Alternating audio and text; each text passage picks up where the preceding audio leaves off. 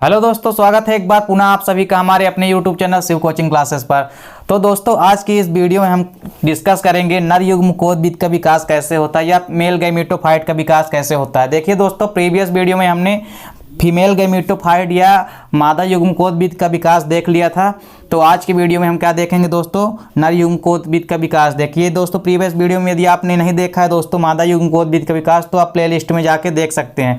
तो चलिए दोस्तों, आज का वीडियो स्टार्ट करते हैं।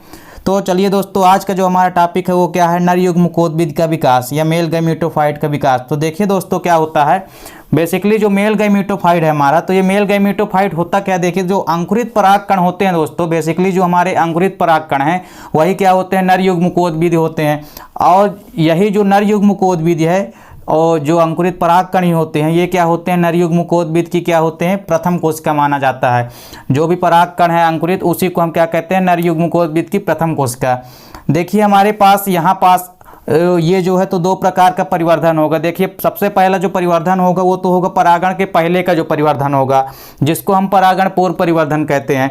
और इसके बाद क्या होता है, जब दूसरा भाग होगा वो क्या होगा, परागण के पश्चात होगा, तो उसको हम परागण पश्चात परिवर्धन कहेंगे। तो सबसे पहले तो हम देखेंगे कि परागण पूर्व परिवर्धन किस तरह से होता है। दोस्तों ऐसा नहीं है कि जो परागकण है हमारा, उसका पूरा जो परिपक्वन है वो कहाँ होता है, जाके वर्तिकाग्र में होता है। क्या होता है दोस्तों, पराग कोश में ही क्या होता है, पराग कोश में ही क्या होता है, पहले ही कुछ परिवर्धन हो जाता है परागकण का। तो देखिए सबसे पहले क्या है, यहाँ पास हमारे पास जो परागकण है उसमें देख सकते हो आप, एक भाग हमारा परागकण के अंदर क्या है, यहाँ पे है न्यूक्लियस या केंद्रक होता है। और न्यूक्लियस के चारों ओर देख सकते हो आप क्या होता है, साइटोप्लाज्म या कोशिका द्रव्य भरा होता है। और इसी में क्या होते हैं, छोटे छोटे बहुत सारे वैक्यूल या रिक्तिकाएँ भरी होती है। अब इसके बाद देखिए क्या होता है, इसके बाद देखिए दोस्तों, इसमें मेन चीज़ याद रखनी है दोस्तों, इसमें दो बार जो है तो समसूत्री विभाजन होता है। समसूत्री विभाजन कितनी बार होता है, दो बार होता है समसूत्री विभाजन। चलिए तो देखते हैं इसके बाद क्या होता है। ये जो हमारा केंद्रक है तो ये कहाँ चला गया, देखिए परिधि की ओर चला गया है। ये जो छोटी छोटी रिक्तिकाएँ होती है ये क्या होती है, एक बड़ी रिक्तिका का रूप धारण कर लेती है। ये स्टेप में आप देख रहे हो, ये जो छोटी छोटी कई सारी रिक्तिकाएँ हैं तो ये एक बड़ी रिक्तिका का रूप धारण कर लेती है। और जब ये बड़ी रिक्तिका बन जाती है, जिसके कारण ये जो हमारा केंद्रक यहाँ पास सेंटर में था, तो सेंटर से क्या हुआ, केंद्रक जो हमारा है परिधि की ओर आ जाता है, यहाँ पास ऊपर की ओर यहाँ पे आ गया, आप देख सकते हो। इसके बाद देखिए दोस्तों क्या होता है, यहाँ पास पहला समसूत्री विभाजन हो रहा है। देखिए टोटल दो बार समसूत्री विभाजन होगा या माइटोसिस होगा। देखिए तो पहला माइटोसिस डिवीजन यहाँ पे हो रहा है, तो देखिए पहला समसूत्री विभाजन होगा। तो हमने आपको पहले ही बताया था कि जो समसूत्री विभाजन होता है या माइटोसिस होता है वो समान प्रकार का विभाजन होता है। और उसमें सबसे पहले क्या होता है, केंद्रक का विभाजन होता है। और केंद्रक के विभाजन को हम क्या कहते हैं, कैरियोकाइनेसिस कहते हैं। तो देखिए केंद्रक का जब विभाजन होगा तो यहाँ पास जो हमारा एक अगुणित केंद्रक है, यहाँ पास से ये विभाजित होकर कितने केंद्रक, दो केंद्रक बना लिया। अब जब दो केंद्रक बना लिए तो आप देख सकते हो जो ऊपर वाला केंद्रक होता है, जो परिधि की ओर केंद्रक है, इसको हम क्या कहते हैं, जनन केंद्रक कहते हैं। और जनन केंद्रक कैसा होता है, आकार में छोटा होता है। और इसके बाद देखिए नीचे वाला जो हमारा केंद्रक है ये क्या कहलाता है, कायिक केंद्रक या नलिका केंद्रक कहलाता है। अब इसके बाद देखिए क्या होता है, समसूत्री विभाजन में हमने आपको बताया कि पहले क्या होता है, केंद्रक का विभाजन होता है। और उसके बाद क्या होता है, कोशिका द्रव्य साइटोप्लाज्म का विभाजन होता है। तो यहाँ पास केंद्रक का विभाजन तो हो चुका है। अब देखिए अगले स्टेप में क्या होता है कि अगले स्टेप में कोशिका द्रव्य का विभाजन होता है। अब देखिए यहाँ पर कोशिका द्रव्य का जब विभाजन होता है तो यहाँ पास एक कोशिका है और एक कोशिका से यहाँ पास देख सकते हो आप दो कोशिकाएं बन गई है, जिसमें एक कोशिका क्या है, ऊपर की ओर है जो छोटी कोशिका है, और एक जो नीचे वाली कोशिका है वो कैसी है, बड़ी कोशिका। यहाँ यानी यहाँ पर हम कह सकते हैं जो कोशिका द्रव्य का विभाजन हुआ है वो अनइक्वल हुआ, यानी असमान प्रकार का विभाजन हुआ है। जो दोनों कोशिकाएं बनी है वो असमान है, एक कोशिका हमारी क्या है, बड़ी है, और दूसरी कोशिका क्या है, छोटी है। तो जो दो कोशिकाएं बन गई है तो देखिए एक कोशिका ऊपर वाली जो कोशिका, इसको हम क्या कहते हैं, जनन कोशिका कहते हैं। और जनन कोशिका के अंदर कौन सा केंद्रक है, जनन केंद्रक है। और इसके बाद जो नीचे वाली कोशिका बनी है, जो हमारी ये वाली पूरी कोशिका बनी है, इस कोशिका को हम क्या कहते हैं, कायिक कोशिका कहते हैं। और कायिक कोशिका के अंदर क्या है, कायिक केंद्रक उपस्थित होता है।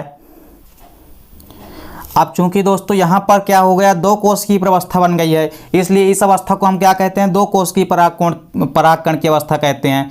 और देखिए इसके बाद यहाँ पास आप देख सकते हो ये जो ग्रीन कलर की एक लाइन दिख रही है, इसको हम बोलते हैं कैलोज परत होती है। एक ये होती है, एक कैलोज परत होती है। और कैलोज परत क्या करती है कि जो कोशिकाएं हैं इनको क्या होता है, कोशिकाओं को अलग होने में, कोशिका भित्ति से अलग होने में क्या करती है, मदद करती है। अब देखिए दोस्तों, इस दो कोश की अवस्था में परागकण क्या होते हैं, बाहर आ जाते हैं। और देखिए यही दो कोश की अवस्था में क्या होता है, परागकण निकल के पराग कोश से क्या हो जाते हैं, बाहर आ जाते हैं और कहाँ प्रवेश करते हैं, वर्तिकाग्र पर प्रवेश करते हैं। और इस क्रिया को हम क्या कहते हैं, परागण कहते हैं। देखिए परागण के बाद आगे का जो परिवर्धन होता है, तो परागण के बाद देखिए जो आगे का परिवर्धन होगा वो तो अब कहाँ पहुंच जाएगा, परागकण हमारा क्या कहाँ पहुंच जाएगा, वर्तिकाग्र पर पहुंच जाएगा, यानी स्टिग्मा पर पहुंच जाएगा। तो परागकण जब स्टिग्मा में पहुंच जाएंगे तो इसके आगे का जो परिवर्धन होगा वो कहाँ होगा, स्टिग्मा में या वर्तिकाग्र में होगा। तो दोस्तों जो वर्तिकाग्र पर जो परागण होगा उस परागण को हम क्या कहते हैं, परागण पश्च परिवर्धन, यानी यहाँ पे परागण हो चुका है, अब उसके बाद परिवर्धन होगा। तो देखिए यहाँ पे क्या होता है, जो हमारी दोनों कोशिकाएं थी उनमें से देखिए जो ये कोशिकाएं हैं एक ऐसी है जो जनन कोशिका वो एक तर्क का रूप धारण कर लेती है। देखिए यहाँ पास क्या कर रही है, एक तर्कों का रूप धारण कर ली है। जो हमारी जनक कोशिका कैसी बन गई है, एक तर्कु का रूप धारण कर ली है। अब इसके बाद क्या होता है, अगले स्टेप में जो हमारी तर्कुकार जनन कोशिका है वो यहाँ पे देख सकते हो आप, कोशिका द्रव्य में क्या हो रही है, तैरने लगती है। कोशिका द्रव्य में क्या होती है, एक तर्कु रूपी रूप धारण करके क्या करने लगती है दोस्तों, तैरने लगती है। अब इसके बाद क्या होता है अगले स्टेप में, अब देखिए दोस्तों अगले स्टेप में क्या होता है, हमने आपको बताया था जब हमने आपको पॉलन ग्रैंड की स्ट्रक्चर बताई थी, जब हमने परागकण की संरचना आपको पढ़ाया था, तो उसमें हमने बताया था कि परागकण जो है इसके बाहर दो भित्तियां होती है। एक बाहरी भित्ति होती है जिसको हम क्या कहते हैं, एक्जाइन कहते थे, और जो आंतरिक भित्ति है उसको हम क्या कहते थे, इंटाइन कहते थे। तो यहाँ पर भी देखिए दो भित्ति हमको दिख रही है। जो बाहर की लेयर है ये क्या है, एक्जाइन परत है, और ये जो अंदर वाली परत है ये कैसी है, इंटाइन परत होती है या अंताचोल होती है। तो ये देखिए ये जो अंताचोल होती है वो क्या करने लगते हैं, यहाँ पास से विभाजित होकर एक पराग धीरे धीरे क्या करती है, पॉलन ट्यूब या पराग नलिका का निर्माण करने लगती है। अब पराग नलिका का निर्माण हो जाने के बाद देखिए जो जनक कोशिका है और नीचे हमारी क्या है, ये कायिक कोशिका होती है या नलिका के कोशिका होती है। अब देखिए जो नलिका केंद्रक है दोस्तों हमारा, यहाँ पास क्या होता है, अब हमने आपको क्या बताया कि पूरी क्रिया में 2 बार क्या होता है, समसूत्री विभाजन या माइटोसिस होता है। तो यहाँ पास हमने परागण पूर्व परिवर्धन में क्या देखा था, एक समसूत्री विभाजन वहां पे हुआ था, और जो अगला हमारा समसूत्री विभाजन है वो यहाँ पर हो रहा है। तो देखिए यहाँ पर जब समसूत्री विभाजन होगा तो जो ये हमारा जनन कोशिका ये विभाजित होकर के क्या हो जाएगी, 2 केंद्रकों का निर्माण कर लेगी। और ये जो 2 केंद्रक हैं ये कैसे केंद्रक बनाते हैं, ये दोनों अचल नर युग्मक कहलाते हैं। ये एक केंद्रक से जो 2 केंद्रक बने हैं ये दोनों कैसे हैं दोस्तों, ये अचल नर युग्मक कहलाते हैं। और इसके बाद जो हमारा दूसरा यहाँ पे देख सकते हो जो आगे आ गया है ये क्या कहलाता है, कायिक केंद्रक कहलाता है। तो इस प्रकार दोस्तों क्या होता है कि एक परिपक्व नर युग्म कोशिका क्या हो जाता है, विकास हो जाता है। अब देखिए दोस्तों जो दो हमारे पराग नलिका का या पॉलन ट्यूब का जो निर्माण है वो इसीलिए बेसिकली होता है क्योंकि ये दोनों युग्मक कैसे होते हैं, अचल होते हैं, अर्थात अपने स्थान से गमन नहीं कर पाएंगे। इसलिए इनको आगे जाने के लिए पॉलन ट्यूब क्या करती है, इनको प्रेरित करती है या सहायता करती है आगे जाने में इनकी। तो क्या कहा दोस्तों हमने आपको कि इसमें क्या होता है, नर युग्म कोशिका के विकास में क्या होता है, 2 प्रकार का परिवर्धन होता है। पहला परिवर्धन जो होता है वो परागण के पहले होता है जिसको हम परागण पूर्व परिवर्धन कहते हैं, और दूसरा जो होता है वो परागण के बाद होता है जिसको हम परागण पश्च परिवर्धन कहते हैं। तो देखिए क्या होता था, सबसे पहले जो हमारे पास यहाँ पे परागकण है इसमें क्या होता है, इसमें एक केंद्रक है, एक केंद्र की अवस्था है, और यह केंद्रक कैसा है, अगुणित है या हेप्लॉइड है।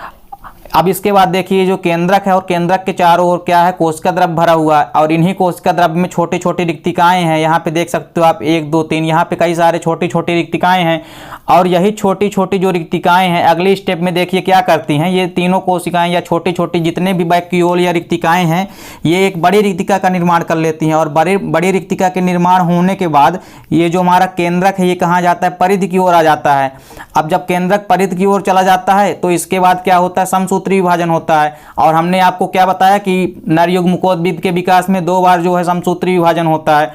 तो पहला समसूत्री विभाजन जब होगा तो समसूत्री विभाजन में क्या कंडीशन है कि पहले क्या होता है, केंद्रक का विभाजन होता है, और केंद्रक के विभाजन को हम क्या कहते हैं, कैरियोकाइनेसिस कहते हैं। अब केंद्रक का जब विभाजन होगा तो यहाँ पे देख सकते हो जो अगुणित केंद्रक है इससे 2 केंद्रक का निर्माण होगा, और जो दोनों केंद्रक बनेंगे तो इसमें पहला जो केंद्रक है वो कहाँ होगा, परिधि की ओर होगा, जिसको हम क्या कहते हैं, जनन केंद्रक कहते हैं। इसके बाद देखिए जो हमारा दूसरा केंद्रक बनता है इसको हम क्या कहते हैं, कायिक या नलिका केंद्रक कहते हैं। अब अगले स्टेप में क्या होता है, देखिए यहाँ पास इसके निर्माण होने के बाद कोशिका द्रव्य का विभाजन होता है। अब कोशिका द्रव्य का जब विभाजन होता है तो कोशिका द्रव्य के विभाजन के फलस्वरूप जो कोशिका द्रव्य है वो दो भागों में बनकर दो कोशिकाओं का निर्माण करता है। अब जो दोनों कोशिकाएं बनती है तो यहाँ पास विभाजन कैसा होता है, असमान होता है, यानी अनइक्वल जो है डिवीजन होता है। अब देखिए यहाँ पास दो कोशिकाएं बनती है। अब जो दोनों कोशिकाएं बनती है तो उसमें से पहली कोशिका जो है ऊपर परिधि की ओर है, इसको क्या कहते हैं हम, जनन कोशिका कहते हैं। और ये जनन कोशिका क्या होती है, छोटी होती है। अब देखिए इसके बाद जो हमारी दूसरी कोशिका बनती है वो क्या होती है, वो कायिक कोशिका बनती है। अब कायिक कोशिका के अंदर क्या है, कायिक केंद्रक होता है, और जनन कोशिका के अंदर क्या होता है, जनन केंद्रक होता है। और इसमें क्या हुआ, चूंकि दो कोशिकाएं बन गई तो इस अवस्था को हम क्या कहते हैं, दो कोशिकीय परागकण कहते हैं। अब इसके बाद देखिए यही जो हमारी दो कोशिकीय अवस्था होती है तो परागण में क्या होता है, बाहर आ जाते हैं। यही जो हमारा परागकण है वो क्या हो जाता है, दो कोशिकीय अवस्था में क्या होता है, बाहर निकल आता है। और इसी दो कोशिकीय अवस्था में बाहर निकलने के बाद अब परागकण कहाँ जाता है, वर्तिकाग्र पर जाता है या स्टिग्मा पर जाता है। अब जब स्टिग्मा में परागकण पहुंच जाता है तो चूंकि हमको मालूम है कि जो परागकण है उनका कहाँ, वर्तिकाग्र पर पहुंचना क्या कहलाता है, परागण कहलाता है। तो अब परागण के बाद जो आगे का परिवर्धन होता है वो कहाँ होता है, वर्तिकाग्र या स्टिग्मा की सतह पर होता है। अब देखिए जब परागण पश्च परिवर्धन होता है तो इसमें क्या होता है, जो हमारी कोशिका है वो कैसे, जो जनन कोशिका होती है वो क्या करती है, एक तर्क रूप धारण कर लेती है। और तर्कुकार जो कोशिका का रूप धारण कर लेती है तो इसके बाद क्या होता है, अगले स्टेप में ये जो तर्कुकार कोशिका है ये पूरी तरह से जुड़कर क्या देख सकते हो आप, यहाँ पे क्या होती है, कोशिका द्रव्य में क्या करती है, तैरने लगती है। यहाँ पे अंदर क्या है, पूरा कोशिका द्रव्य भरा हुआ है और कोशिका द्रव्य के अंदर ये तर्कुकार कोशिका क्या करती है, तैरने लगती है।